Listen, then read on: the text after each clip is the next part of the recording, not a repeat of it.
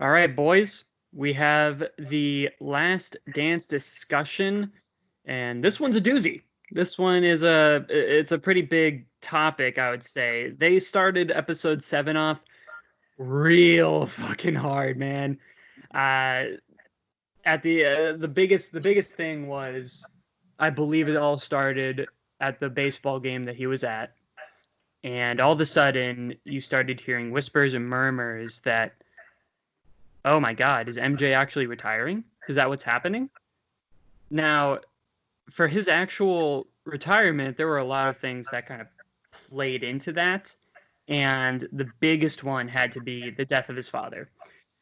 It was pretty sketchy, I'm not going to lie. And I believe both of you would agree with me on that.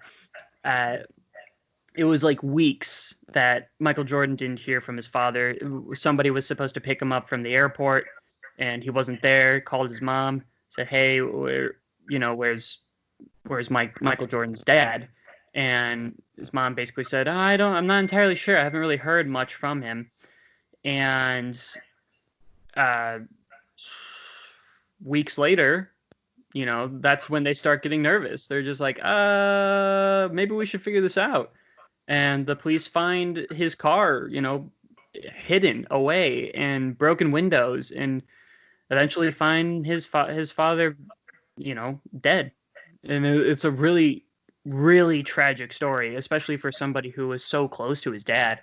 That's it's extremely difficult to deal with, and I feel like that definitely took a toll on MJ. And the reason why he decided to retire early was the death of his father, the murder of his father.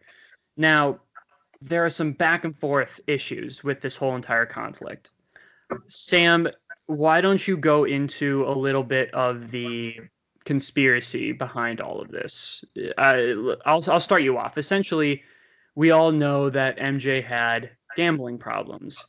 So essentially, the biggest thing about it is this related to his gambling issue? Sam.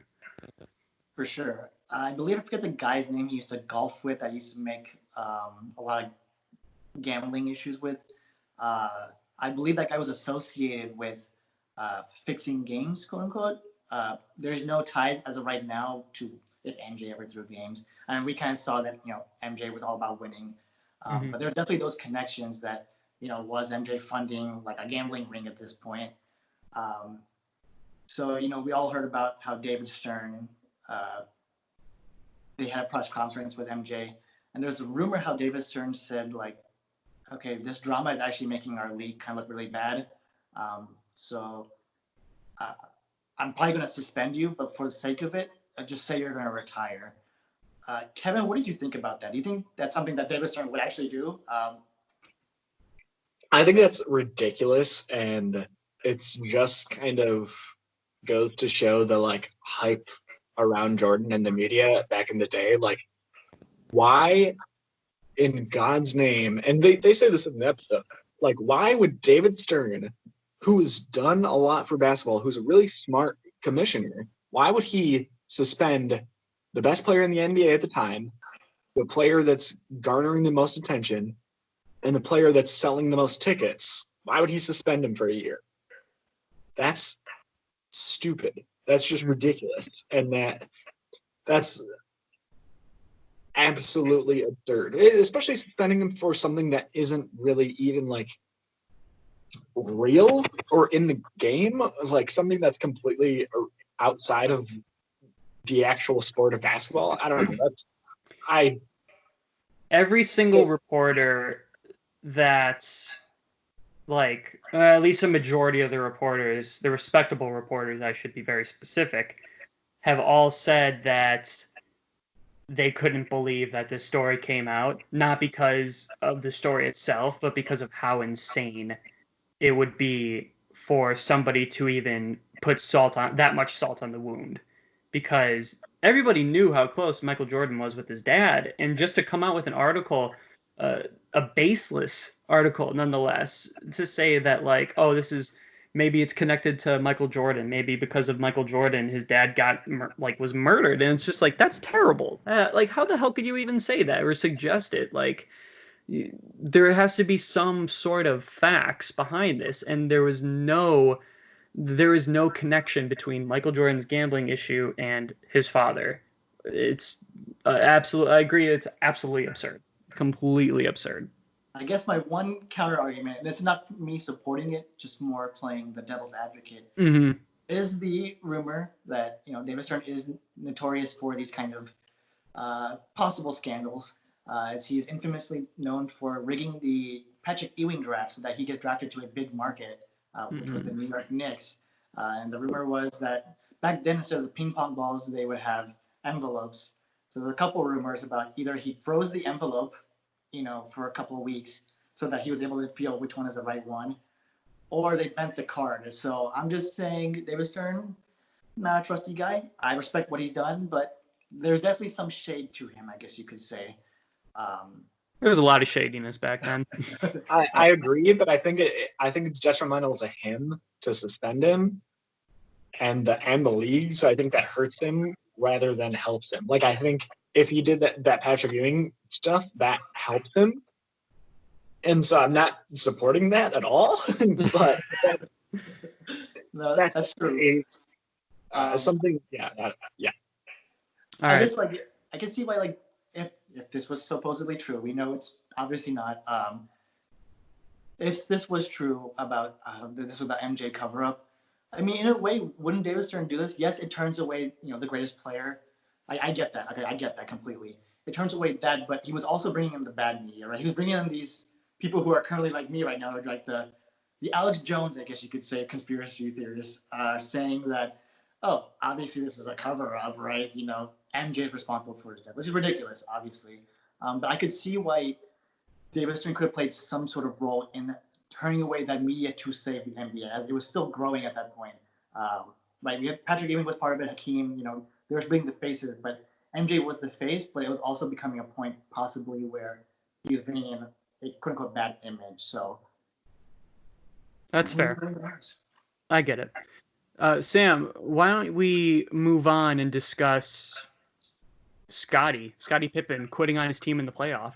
Oh, all right. Look, that's a team I would be on, and I would literally slap him in the face. I'd be like, "You're so selfish. I've never seen someone so selfish." And I know earlier, in the first few episodes, we considered Scottie to be selfless, but also he had the right to be selfish.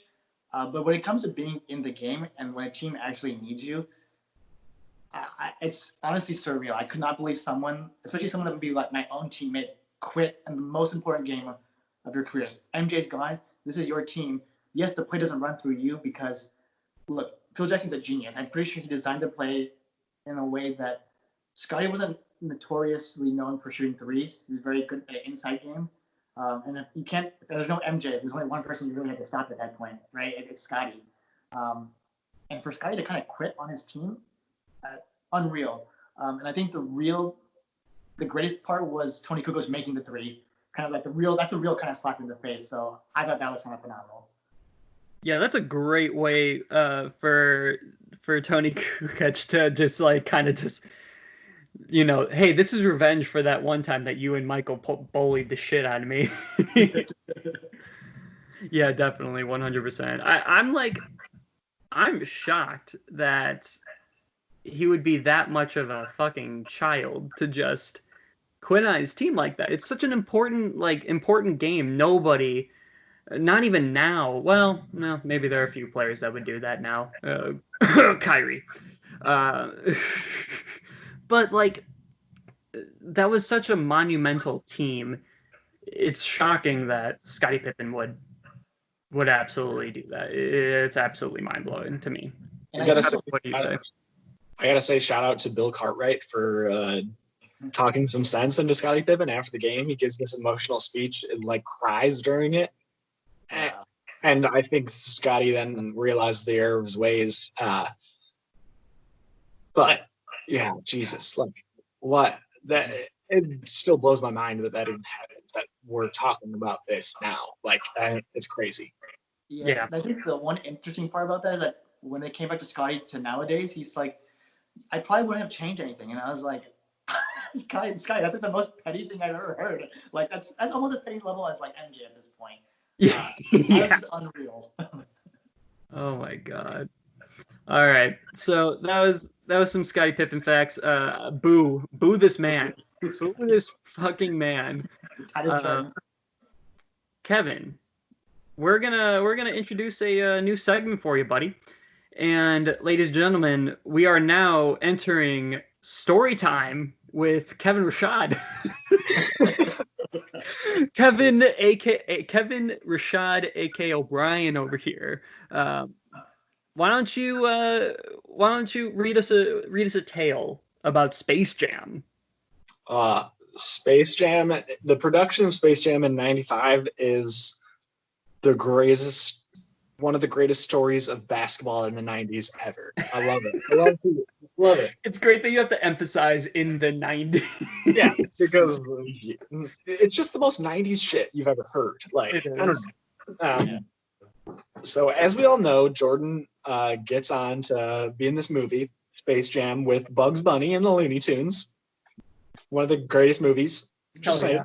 Best basketball movie of all time. Like Mike ain't shit. Damn. Anyway, so he's starring in this movie. He has like 7 a.m., 5 a.m. call times every day. Then like shoots for like 8 hours or whatever, and then has to work out at night.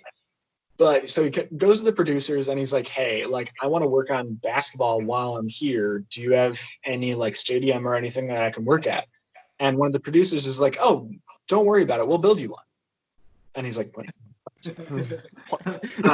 So Excuse me? they build him this practice arena, which is then dubbed the Jordan Dome, of course, on the Warner Brothers site. So he's there. There's like workout equipment and everything like that.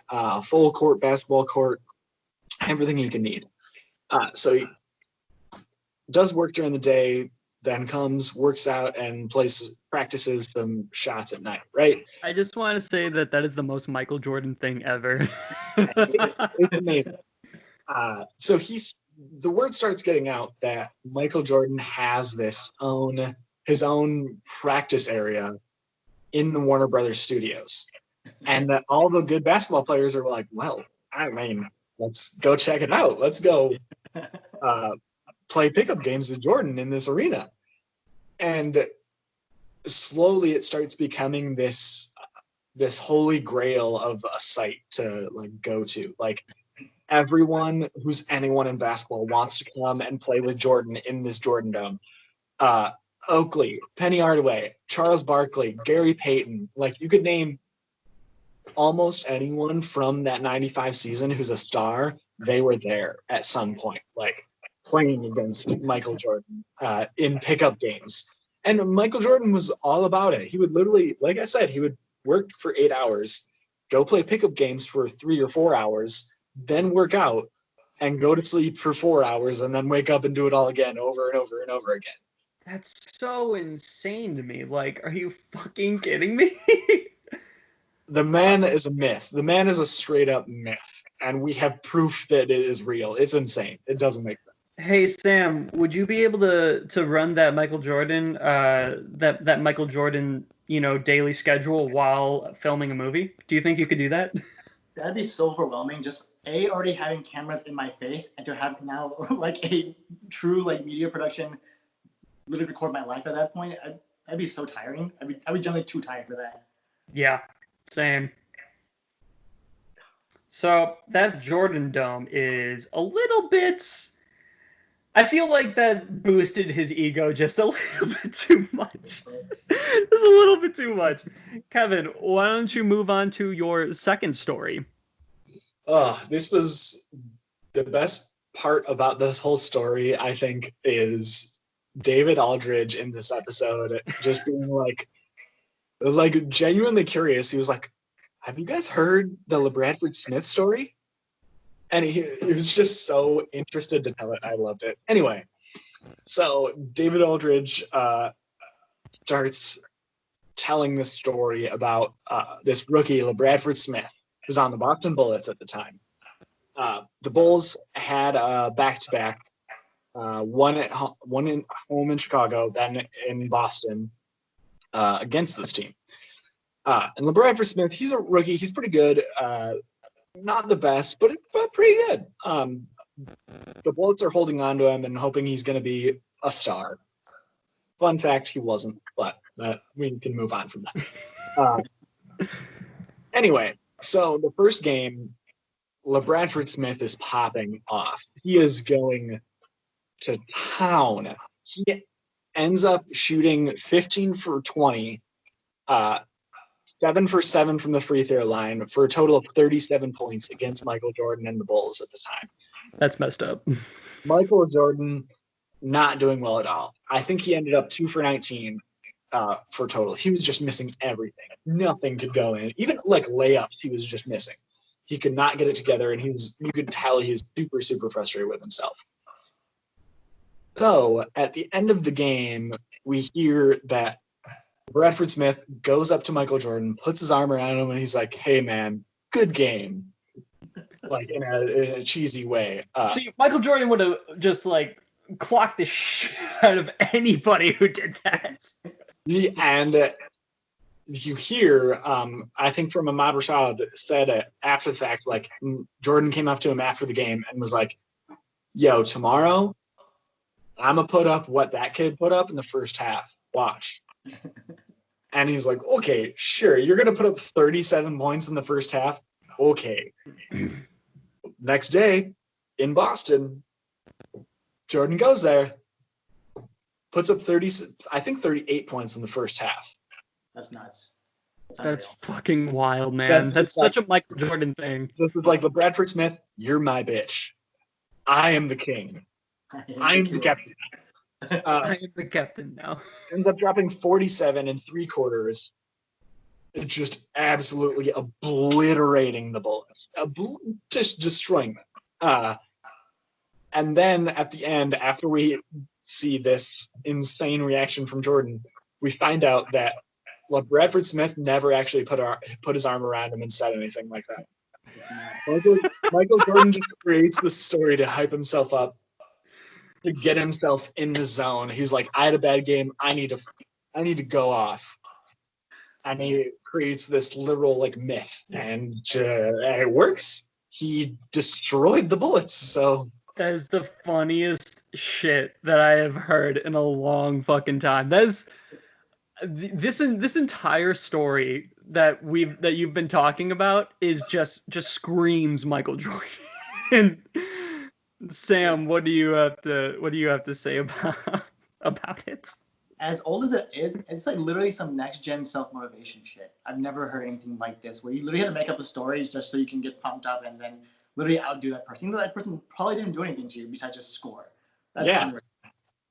So I have a fun little tweet that I found a little bit earlier today that relates to this, and it was tweeted by Hoop Central, and it reads, "Michael Jordan on if he could beat his Hornets player one-on-one. Quote, I'm pretty sure I can, but I don't want to do that and demolish their confidence, so I stay away from them," end quote.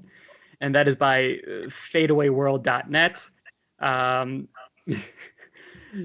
Miles Bridges ends up retweeting him back saying, "Let's get it then." And then another person tweets back at him. And this isn't, I don't know if this is like somebody who is actually like part of the NBA or anything like that. I think it's just because it was so clever that it got, liked so much. And he says, MJ starts thinking about the time Miles chewed his gum too loud and uses that as motivation. Exactly. It's I love it, man. Michael Jordan will do anything to get that W. Holy shit. So that was great story time, Kevin. I feel like I've learned so much from you. I know. Just really insightful. Wealth of knowledge over here. Yeah. Sam, is there anything that you wanna talk about really quick before we go into our shameless plug? I think we should acknowledge Jordan as the bully, right? As much as of an icon, a winner he is, it comes at the price, right? Honestly, people on his team feared Jordan, and I don't blame them. He just has that kind of competitive spirit. possibly a gambling spirit, but he said it's competitive. We'll see about that. I like I think pretty sure it's a fake ad, but the ad of how they attract new players to the team, saying "Come for the championships, stay for the abuse." I thought that was like very accurate just on how that kind of roster was built, just with Yikes. trash talk. Scotty probably also getting physical with it. Rodman literally probably going to drop someone, whenever he feels like it. Poor Steve Kerr, am I right, Matt? Oh God, I feel so bad for Steve Kerr. Why'd you have to do him dirty like that, MJ? Come on, man. I respect Steve Kerr a lot, though, after hearing that story. Like, I was like, he stood up to Michael Jordan, who everyone on the team clearly feared, and he is just like, I ain't gonna take your shit. Yeah, I respect it. No, that's fair. Especially for a white boy. I'm just saying, back then they didn't really have much respect. I respect Steve Kerr's pushing Michael Jordan back, which was unreal. And then second, taking the black eye. All right, I'd be dead. I would have just been dead at that point. Gotta love it. What did you think about Scott Burrell on that roster? He only lasted 1 year on that Bulls roster. He got his ring, but also came at a price. I think he's the perfect example of this whole Michael Jordan as the bully thing, because Scott Burrell did nothing wrong. Scott Burrell was an actual, genuine, nice guy. He wasn't giving people shit, and he was still good. He was a contributing member of the team and everything like that. But Jordan just fucking went off on him every time he could. He would just constantly nag him, constantly berate him, just to try and get a reaction out of him. And Scott Burrell never caved. And I respect him so much for that. But Jesus, that just shows Michael Jordan just wanted the attention. He wanted that reaction back. I don't think he really cared as much about improving Burrell as a player as he did actually just getting a reaction out of him, that's just being a bully. Just straight up. That is the definition of that. It's pretty fucked up, not gonna lie. Yeah. I guess my last question to both of you, with this form of Jordan bullying, do we think that his form of leadership would work well in an NBA team, in the current NBA right now? No, there's no way it would. It's a completely different mindset now than it ever was back then. I mean, if you look at Jimmy Butler, Jimmy Butler's a prime example of what happens when you are just a total asshole to your team, right? You get moved from team to team and nothing is beneficial because of it. If you had that mentality of Michael Jordan, it's like, okay, yes, Jimmy Butler is not Michael Jordan talent-wise. There's just barely anybody that can stand up to that. But still, with that mentality, especially with all the 1 year, 2 year contracts that you get nowadays, everybody would want to leave that team, or Michael Jordan would just want to leave in general. He would be such a hard player to play with. It's just back then, it was common to be tough. It was common for you to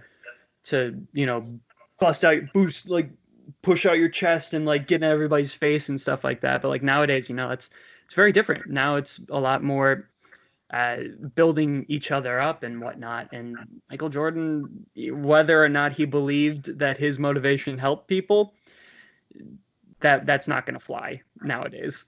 That's fair. Yeah, there'd be a lot of burner accounts out there. A lot of tweets could not hand. Exactly. I think that's it on my end. I don't know if you guys have anything else to chime in before next week's last two episodes. I think we're all good here, folks. The Last Dance, the next. It's going to be such a heartbreak to see it all come to an end, but I can't wait for it. It's been such a great documentary. It's going to be fantastic. So, ladies and gentlemen, it is that time of the episode. Time for that shameless plug. Plug. Shameless. Sorry, I was trying to belittle myself there a little bit. So thank you guys so much for listening to the show. You can hear us on Spotify, on Apple Podcasts, on anywhere where you receive your podcasts, even Anchor. You can follow us on Instagram. We post polls on there, some funny little memes every now and then, brought to you by Kevin O'Brien. Vote for me being better than Matt. Ridiculous. Or whoever I was facing. Yeah, you're playing against Sam. Shut the fuck up. But we have a little section. You'll be able to vote for whoever you want for the courtroom discussions. If you want more content, you can find us on Instagram. You can find us on Twitter. We're at the Deep 3 Pod. If you all have any questions or anything like that you want answered, we are at the deep3pod at gmail.com. Other than that, thank you guys so much for listening. We have one more ad coming at you after this. Peace out.